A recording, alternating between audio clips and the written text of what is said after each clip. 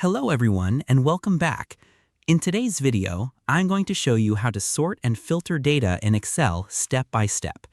Sorting and filtering help you organize large amounts of information, find specific data quickly, and make your spreadsheets easier to manage.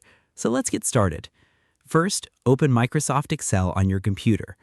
Open the worksheet that contains the data you want to organize. Before sorting or filtering, make sure your data is arranged in columns with clear headings.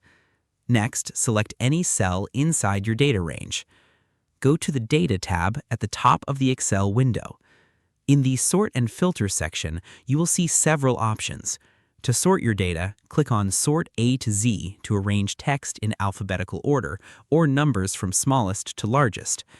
You can also click Sort Z to A to reverse the order.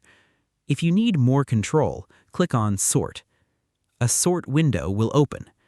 Here, you can choose the column you want to sort by, select the sorting order, and add multiple sorting levels. After selecting your options, click OK. Excel will rearrange your data based on your settings. To filter your data, select your data range and click the Filter button in the Data tab. Small drop-down arrows will appear next to each column heading.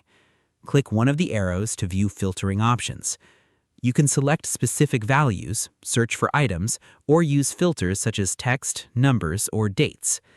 After applying a filter, Excel will display only the rows that match your selection.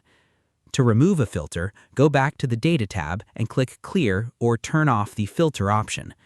Sorting and filtering are useful tools for analyzing information, creating reports, and managing large spreadsheets more efficiently. And that's it. You've successfully learned how to sort and filter data in Excel. Thanks for watching. If you found this tutorial helpful, don't forget to like, subscribe, and turn on notifications for more Excel tips, spreadsheet tutorials, and productivity guides. See you in the next video.